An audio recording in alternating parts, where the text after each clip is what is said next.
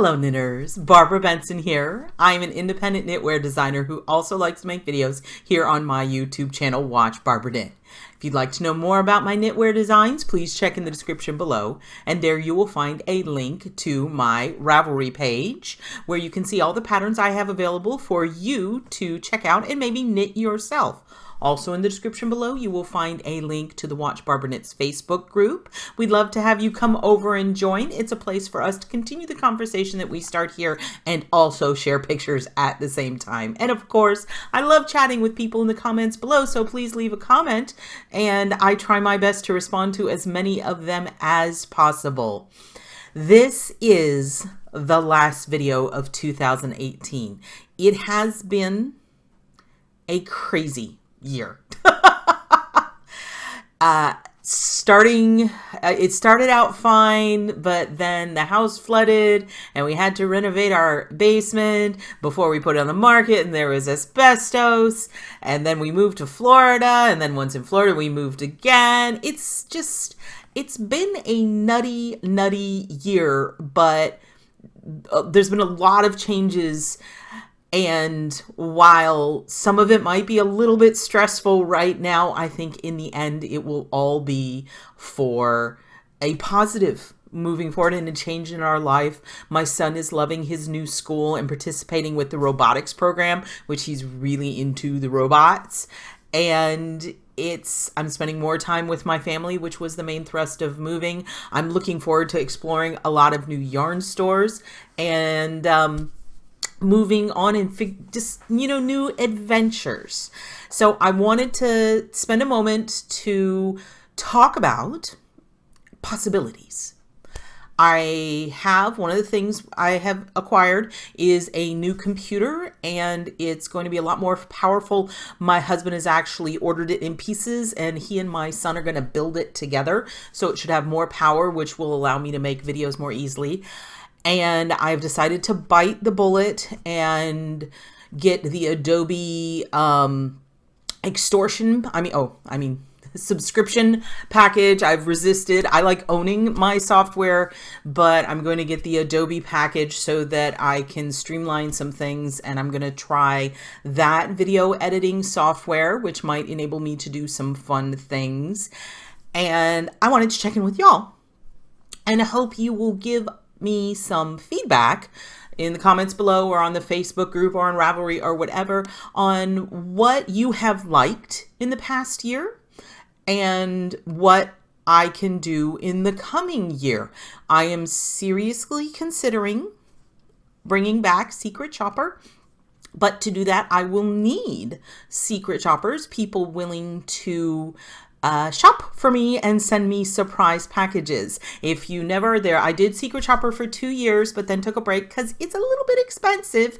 But what it is I pick a knitter, a fiber crafter who wants to work with me, and I give them a budget. I provide the money, and they go shopping to send me a surprise package of fun fibery stuff. And I open it up. It doesn't have to be yarn. In fact, it's probably better if it's not yarn. I mean, I like yarn, but the budget that I have pretty much ends up with one skein of yarn. And while I love opening yarn, it's not as exciting for you to watch, but the fun videos have been when people have got me a series of little things or something really crazy.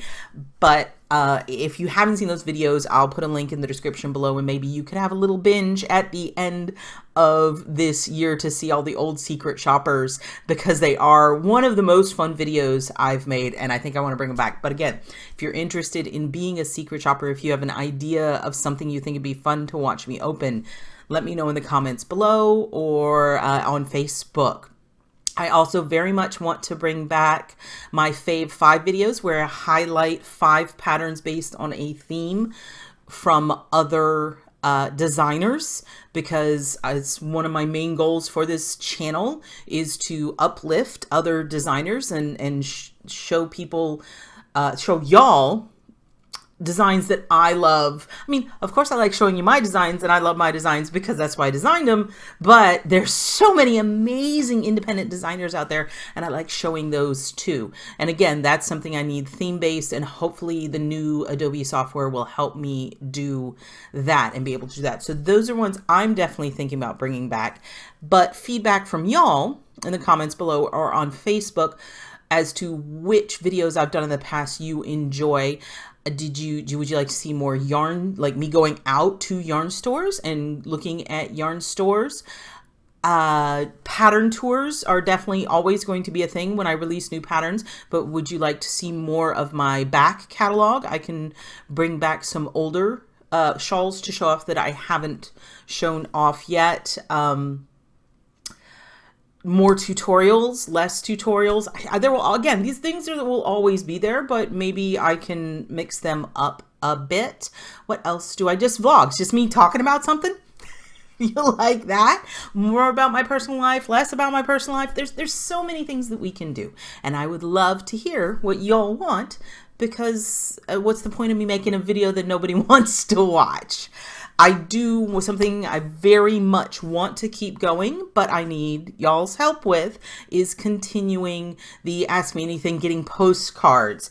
And so I have 2 postcards for the end of the year. So I thought that the rest of the video could be me answering these 2 questions that I have received. I have 2 fun facts. Nope, fun facts. There we go. New Jersey. I apparently need to go to New Jersey. Y'all tell me which yarn stores I need to go to in New Jersey, because there appears to be some amazing knitters there. And I think this might actually be a frequent flyer from Mary C. Mary. Apparently I say that funny. Mary. It's a Southern thing. Apparently M-E-R-R-Y and M-A-R-R-Y sound exactly the same when I say it. Sorry, y'all. Fun facts. The school buses in the United States are yellow because the color gets one's attention faster than any other color. People can see the yellow vehicle in fog or other kinds of bad weather. So if you ever wondered why school buses were yellow, that's why it is. I don't know if school buses have anything to do with New Jersey. Just a fun fact. Hi, Barbara. Greetings from Secaucus, New Jersey. I see you. I was wondering if you have a huge stash, or if you are more of a buy yarn as you need it knitter. Love your videos, Mary C. Well, thank you so much, Mary. I think this is the second one you've sent me, and that's awesome. So, the kind of stasher I am has changed from being a regular knitter to being a designer. When I first started out, and for the first few years, I was just, let's buy all the yarn. And I still love buying yarn, and I still do that, but I have had to slow it down because A, you just get too much yarn. And B, as a designer, as my career has progressed, I do a lot more with yarn support. And what yarn support is, when I work with a yarn company or an independent dyer and they provide me the yarn to knit with, because it's a collaboration, because we both bring something to the party. They have beautiful yarn, I make a design, and my design I recommend. I design it for that yarn, and so that people who see the pattern and really like it just the way it is might choose to use that yarn. So it's a win-win situation. It's a collaboration. And as I said earlier, I like to use my platform to help and work with and collaborate with other yarn companies and other people in the fiber industry. I do work with a lot of smaller independent dyers, but also larger companies. It's just, I like finding yarn I love and introducing it to the people who watch these videos, y'all. And it's hard to, I love buying that really fun, unique skein of yarn. I just adore it, but I can't design with it, because if I design with something that y'all can't get, then y'all might want to make it and then you're sad. And I don't want to make you sad because the point of my designs is I want you to have fun knitting it. But that doesn't actually stop me from buying yarn. I mean, it sounds like it stops me from buying yarn, but it doesn't. So I actually have some yarn to show y'all from this question. It was a great question. We are getting ready to go on a little bit of a trip. I need to ball these skeins up because I have a design I need to work on. This is, you know, y'all have seen me. Stitch Sprouts is my distributor and I love her yarn. This is Crater Lake. It's a bulky. We got a bulky shawl coming. It's so very soft, because it is 100% superwash merino, and this is the color Mount Scott. I asked people in the Facebook group which color I should use, and I really wanted to use this color, but I wanted to make sure it wasn't a crazy choice. I'm looking at my camera and it looks a little bit more orange than it actually is. It's more of a red, and I usually stay away from this color because it is hard to photograph and it's hard for people to really see, but I love it too much because it really almost looks like a fire color. So this will be a shawl next time you see it. So this is yarn support. This was sent to me by a dyer because I was able to send them a drawing, a swatch, and say, specifically, I'm going to make this with this and then release it as an independent pattern. And they said, yeah, I think that will work. And they sent me this. So I knit it up, and that is what that will happen. Now, last month, I went to the Tampa Yarn Lounge, and it was a fun thing that an organizer in Tampa does. Is it's in a brew pub. It's in a brewery, like a microbrewery that's in a warehouse, and they have a big like entertaining space, and there's like 5 or 6 small vendors that set up, and they're hyper local. And I wanted to make some contacts in the local yarn scene, semi-local. It's about an hour and a half drive for me. The local yarn scene, and meet some people. I also stopped by Stash, a place for yarn in Tampa. I'll put a link to that below, and to the Yarn Lounge. Super fun, but I couldn't resist whenever I go to these places. I'm like, So I bought some yarn from little independent dyers.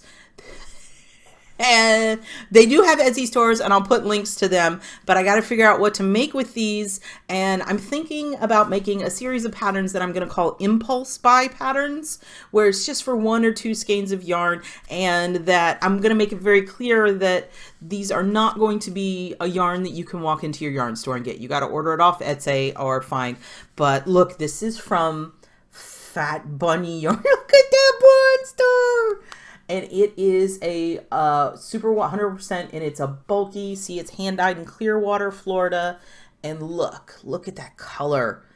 Love it. I got to figure out what to do with this. I mean, cowl, hat, I don't know. Then this one from Sunshine Dyeworks, which is in St. Petersburg, Florida. And it is a sock yarn, 75 superwash, 25 nylon. For 100 yards. It will more likely not become a shawl because that's what I do. And I had a hard time because she had a lot of beautiful colors, and literally the deciding factor on this one was the name of it, which, because it's a tiny dyer, you can see is handwritten in pencil, and it says, "Yeah, I know guac cost extra." It made me laugh.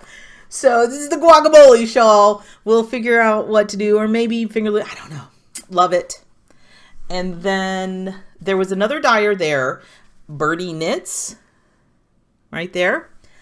And this is fingering weight, hand dyed, 100% cotton. You never see 100%. So she apparently is allergic to wool, and she hand dyes cotton. So this is just absolutely beautiful. The color is Rough Rider. Oh, the color of this one was Oh Jessica. And it's 218 yards, so it's kind of like a half skein. No clue what I'm going to do with this, but it was so pretty, and I was so excited about hand-dyed cotton yarn. She had beautiful colors, several different weights, and it's super soft, so I'll figure, or I won't, or I'll stash it. So the answer to that question, Mary, is yes. I buy yarn for specific, or I acquire yarn for specific things, but I also stash, and I have too much yarn. but is there really too much yarn? So thank you for your question. And then the second one is Ramstein Landstuhl Pfalz. I'm guessing the PF, you don't really pronounce the P. Pfalz, Germany. And there's a whole bunch of things. There's Landstuhl Zentrum mit Beckstrom? Bergmarks? Oh my God! Am Alten Market. I'm going to guess that's a market. So all these beautiful places in Pfalz, Germany. Berginnenstein, very beautiful. It looks like I want to go to. So Ramstein, oh, this whole thing is in German. I just cannot even.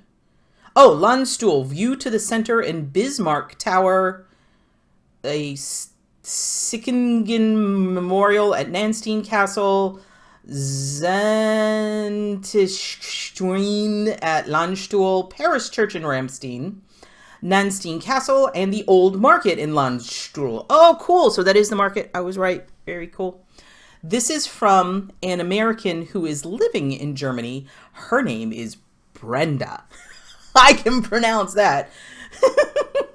Hello, Barbara. I greatly enjoy your videos and your cheery personality. Yay! My question is about your shawl designs. How did you start and why shawls? What do you love so much to create so many beautiful ones? I guess what drew you to those over everything else you can design? And it says, she gave me a pronunciation guide. So it's TSCHU with an umlaut, with the two little dots on it, SS, and it's pronounced shoes with it. So it's choose. I don't know what that means, but now I know a German word. Yay! And I love it. As usual, cool. Super cool. I like that she has American stamps, so that's cool. Okay, why shawls? Thank you, Brenda, for this question. Why shawls? I read this when I received it, and I really had to think about it. Why shawls? And what it comes down to is the thing I love about knitting is the stitch patterning. I love making stitch patterns. I love knitting stitch patterns. I love stitch dictionaries. It's the actual act of knitting and watching something develop that really intrigues me. I am very much a process knitter. Honestly, most of the time when I'm knitting, what it ends up being is irrelevant to me. It's just, it could be anything because what I'm very focused on is the process of knitting. And shawls are like a blank canvas. They're art. It's the idea of having, like if I was an actual painter, starting with a blank canvas and making something on it, as opposed to being like an architect who is building a thing. Shawls, while it's fun to figure out how to put the pieces together in a puzzle, I don't particularly care for things like a garment where there's a lot of shaping and there's a lot of making the pieces because you have to make it fit a body. There are a lot of designers who really thrive on that. And maybe one day I'll get into that challenge of shaping stitches, but most of the stitches I like are so intricate that putting them in, adding the shaping in is more math than I want to deal with. I guess I see knitting as an art, and so shawls just, I mean, they do have shaping, and sometimes the shaping itself can make things very interesting, specifically. And that's why I get into hats. Hats and the crowns of hats, the shaping in those crowns can be really super interesting and create beautiful patterns, but they're very regular and predictable. So it's a circle. So these more basic geometric shapes can be beautiful. So shawls, why do I focus on shawls? Because they're blank canvases, because it's just this beautiful swath of fabric that is a playground for me. and you can never have enough shawls. I mean, it's one of those things that it's not particularly restrictive when you can wear them. A sweater is pretty much only good if it's cold weather. Otherwise, you'll overheat. But a shawl is something that if it gets a little chilly, you can throw it on. If you knit it in silk or cotton, it's just decorative. You can make small shawls. You can make big shawls. You can make all the shawls. And they don't really take up a whole lot of storage room because it's not bulky. Unless you do it in bulky, and bulky is fun. So I take that back. They can take up a lot of storage room. But that's, I think, why shawls. I also do enjoy designing like cowls because it's a tube, and fingerless mitts because, again, it's a tube which just has a little bit of shaping. Hats are very much. They're tubes with a little bit of shaping at the top. And they all provide a fairly consistent blank canvas to play with yarn and stitches. So that, I hope, answers your question. I like shawls because I can pretty much do whatever I want with them. And it appears that people like knitting my shawls. So it's a win-win. So, well, where'd I put them? Thank you to Mary and Brenda for sending me questions to round out the year. And I really would like to hear from y'all in the comments or on Facebook about what you would like to see in the coming year. And that will help me shape my plans for the future. I hope that y'all had a wonderful 2018 full of all kinds of fiber, fun, and knitting. And I can't wait to have a lot more fun with you in 2019. If you like this video, please give it the thumbs up, click that like button. And if you'd like to be notified whenever I upload a new video, please subscribe to my channel and select notifications. Thank you so much. So I decided at the end of the year, y'all were probably wondering, why'd you move to Florida? It is Christmas Day. I came out here with my family and, you know, I'm standing in the water. It's way too cold to actually like swim in the water, but we're walking on the beach, getting ready to watch the sunset. So I wanted to share this with y'all, and maybe if you like it, we can do more beach stuff. And now my husband's got the camera and I'm gonna have him rotate, and so he can show you the sun as we're getting ready to watch the sunset.